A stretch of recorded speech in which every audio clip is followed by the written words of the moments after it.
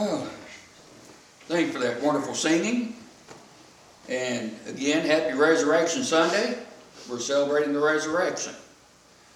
I'm going to kind of review what we've done the last 2 weeks. And before I really get into today's focus.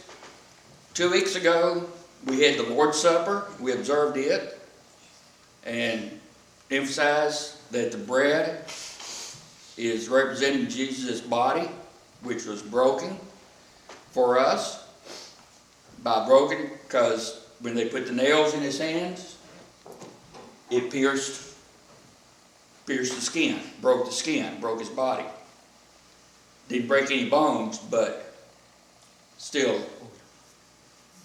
he was wounded. He was injured. And the wine, or the grape juice that we drank, represents Jesus' blood that was shed from the whipping, the scourging that he received before he was nailed to the cross, and then the blood that bled out of him as he was hanging on the cross. Then last week, we looked at the cross itself. How Jesus, because of an illegal trial, because the trial was held at night, in secret. The only people that knew of the first trial were the Pharisees, church leaders, and the ones that were around Jesus. It was the next morning when he was taken to Pilate. It was already daylight after the Pharisees and Sanhedrin had condemned Jesus to death in the illegal trial. They took him to Pilate because legally the church leaders could not have somebody put to death. So they had to go to Pilate. Pilate interviewed Jesus, talked to him. He didn't find anything wrong with him. And then he found out he was a Galilean. He said, "Oh, well, you're from Galilee. You're Herod's problem." So he said, "Take him to Herod." Herod interviewed Jesus. Didn't find any problem with what Jesus was doing, other than upsetting the church leaders and upsetting the church structure of the time. Herod said, "I find no problem. Take him back to Pilate." And then Pilate released Barabbas because it was custom of the Passover, which is the season they were in, to release a prisoner,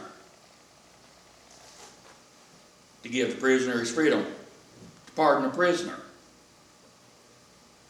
And they said, "We want Barabbas," who was a known thief, possibly a murderer. And then Pilate said, "What do you want to do with Jesus?" And the church, Pharisees, and the leaders who got the people all started up said, "Crucify him. Crucify him." And Pilate was saying, "Look, I don't find anything wrong, but okay." Pilate just gave them the will. Or he said, "Just satisfy them. Okay, I'll have him scourged and then released," but they said, "No, crucify him, kill him." And finally, Pilate relented and had him crucified.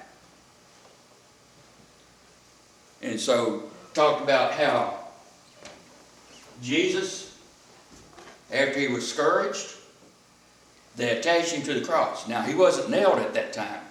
He was just tied to it with ropes and forced to walk through the streets of Jerusalem, dragging the cross. Now, whether or not it was just the crossbeam or the whole cross, we don't know. But it is when he got up to Golgotha, up to the hill, that he was nailed to the cross.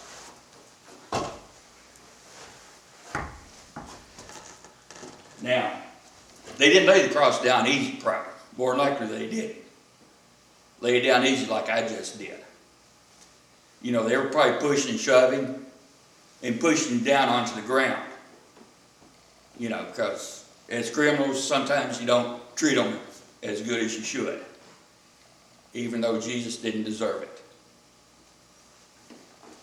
And I was talking about what drove the nails into his hands. What caused the nails?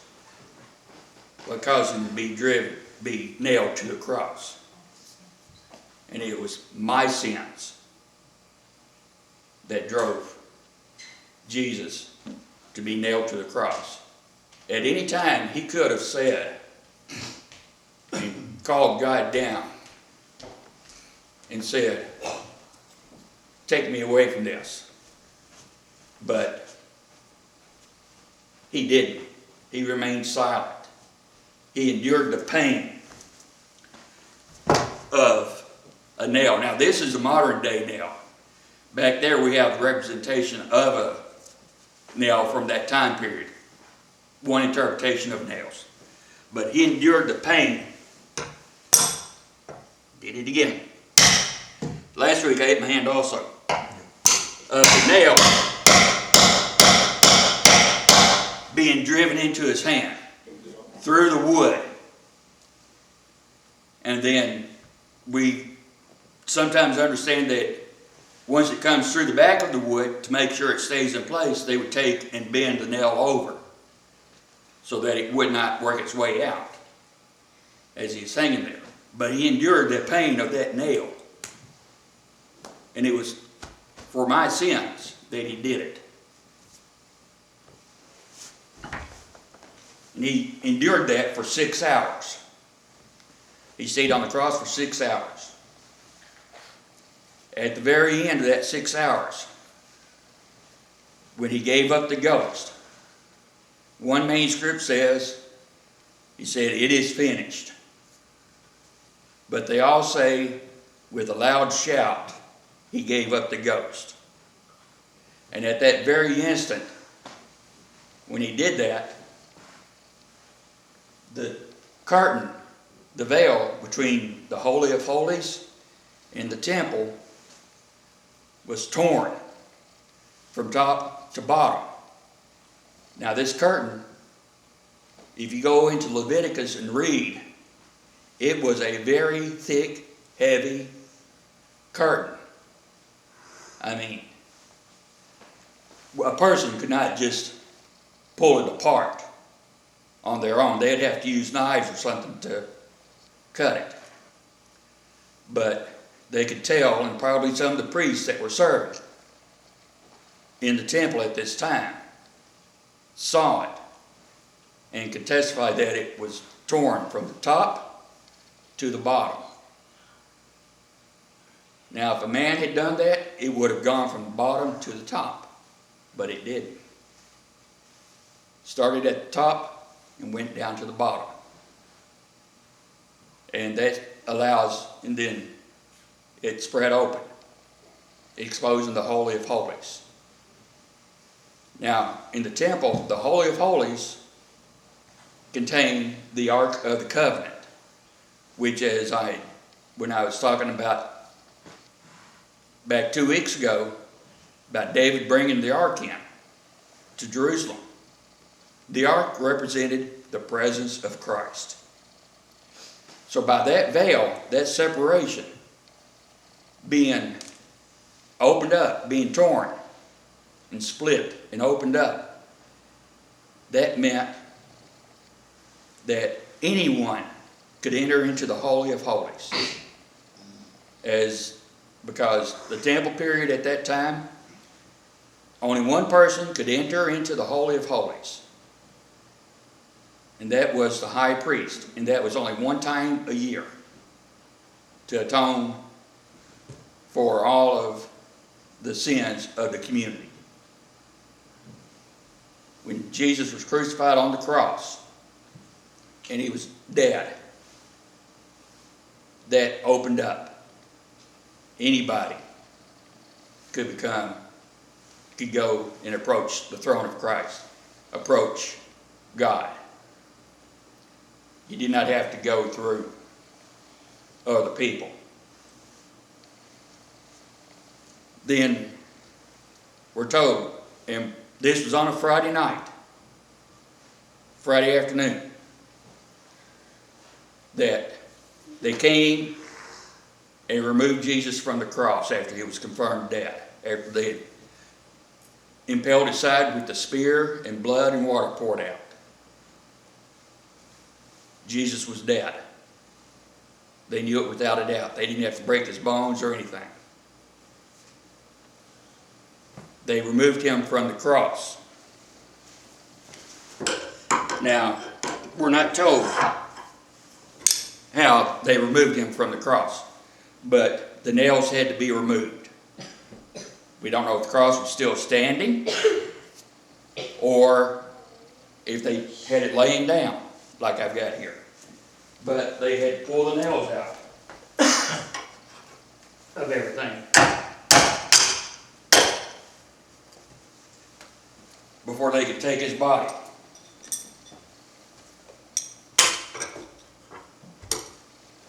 And laid him in the tomb. Now, at this point, the cross is no longer mentioned. The cross is gone. It's done with. We don't worship the cross. They took Jesus and laid him in a tomb that was close. And the reason they had to do it like that is it was getting close to sunset. For the Jewish day, the sunset starts at sunset to sunset. So sunset Friday night was the start of the Sabbath. So, with the Sabbath coming, in order to be able to observe the Sabbath, they couldn't leave Jesus hanging on the cross. Plus, they weren't supposed to be doing work on the Sabbath. And they weren't supposed to be touching dead bodies, especially on the Sabbath. So, they got him off hurriedly and laid him in the tomb on Friday before sunset, because the next day was the Sabbath. And they wanted to be good Jews and observe the Sabbath. And they do. They get him in. And so, early Sunday morning, because I just said, the Jewish day, sunset to sunset. So, sunset, Saturday evening, is considered to start Sunday, the first day of the week. So, and it was in early in the morning. One reason we have sunrise services is the Bible tells us in all four Gospels it was early in the morning before the sun was up. Mary Magdalene, definitely, because she is mentioned in all four books. And then Mary, another person named Mary, that was the mother of James. Salome, Joanna, and some say there was even more. They don't name them all, but they say it was a group of women with them. They go to the tomb. Now, Mary Magdalene and Mary, the mother of James, had watched from a distance and saw where they had put Jesus' body, so they knew the tomb he was in. And they also knew that a big stone, a big rock, had been rolled in front of the entrance and sealed. Because we're told that the Jewish leaders went to I can't remember exactly which one, but went to him and said, we need to put a guard. We need a guard posted on this tomb to ensure that the disciples don't come and steal his body and then say, look, he's gone, he's arisen. And so, I believe it was Herod. He said, make it as secure as you can. Put my seal on it. Put my seal on the rock. And by having this seal, it means the king has secured this tomb. You cannot enter this tomb without the king's permission. But during the night, there was an earthquake. Stone was rolled away. And we're told that the guards told them what happened, and the leader said, just tell them that the disciples came and stole his body. And that's what the guards did.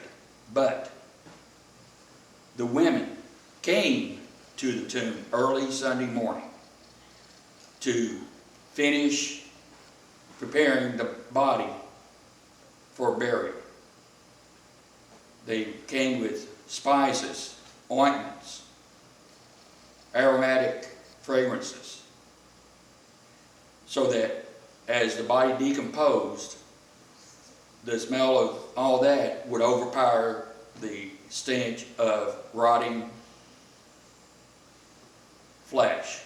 And they did that with all the bodies. It was normal practice. But when they got there, the stone was gone.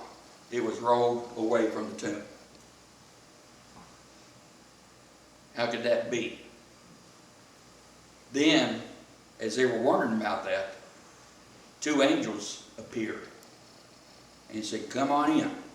This is where Jesus was laid. Yes, you have the right place. Look, here is where his body was. But he is risen. Just remember what he told you when he was in Galilee. How he told you he was going to have to be handed over to the sinners. He would be placed in the grave. But on the third day, he would rise again. Remember what he said. And another Jewish custom, the napkin, the cloth that they used to wrap Jesus in when they took him off the cross, that cloth, and especially the napkin covering his face, was folded up neatly and placed neatly on the bed of the tomb. And in Jewish customs, when you were dining and you did that, that meant leave my stuff like it is. I am coming back to finish. Now, if the napkin had just been wadded up and thrown on the table without a care of where it landed or anything, that means I'm finished eating. You can clear my place. That was a silent signal to the servants. Instead of speaking to the servants, there was a silent signal. So Jesus took and folded his napkin neatly, his burial cloths neatly, and laid them on the tomb, on the slab of rock he was laid on, which means I am coming back. Doesn't say when, but he is coming back. I have risen because you saw me killed on the cross, and I have risen on the third day. Today, Sunday. And for us Christians, this is the start of our beliefs. Today, Resurrection Sunday, is where our faith starts. For the Jews, they observed Passover and continually observed Passover all the way from back when Moses led them out of Egypt. They've observed Passover. But Christians who believe that Jesus Christ came and died on the cross, was placed in a tomb, and then rose on the third day. Today is the day of our faith, of the start of our faith. And all through the Jewish history, the Old Testament, they talk about sacrificing animals. You know, having to take a sacrifice to the temple.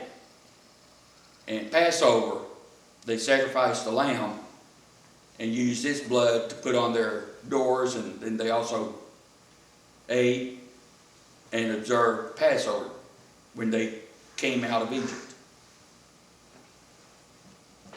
And we talk about Christ being the ultimate sacrifice. He sacrificed himself because of my sins. As I pointed out, the nails were driven through because of my sins. But yet, my sins were not strong enough to keep him in the grave. He rose again. He arose. Which means my sin debt is paid in full. Now that does not mean I can go out and sin and do whatever I want. I must follow Christ. I must believe Christ came to save us. He came to save me. And I must show Christ to others and explain Christ to others. Tell them what he did, what he's done for me, how he did it. And that is, he came to earth as a human being, lived as a human being, experienced life as a human being. But he went to the cross willingly, sacrificially, for me. But he rose again, which means I am worshiping a living King. And as my time, it's got different names of Jesus. When he rose up again, he became all of these as well. Lion of Judah, Wonderful Counselor, which were some names given to him when he was a babe, when he was first born. Talks about him being Wonderful Counselor. But overcoming the death of the worst possible form of punishment, overcoming that, he arose. He is the Lion of Judah. Because of all the sacrifices that have been made, that were made before that with animals, his is the only one that has ever come back to life. Jesus is the only one to rise up from the grave. All the animals sacrificed by the Jews with Moses, Solomon, David, and all the other previous members of history that observed the sacrifices. None of their sacrifices ever returned to life. Jesus is the only one. And so, that is the reason for today. He overcame sin. He overcame death and rose from the grave to show the world that he is the King of Kings. He is the Lion of Judah. And as we come to a close, we'll be singing a song. Now, I don't know if you've noticed the songs that we sang. We started off with Lo in the Grave He Lay.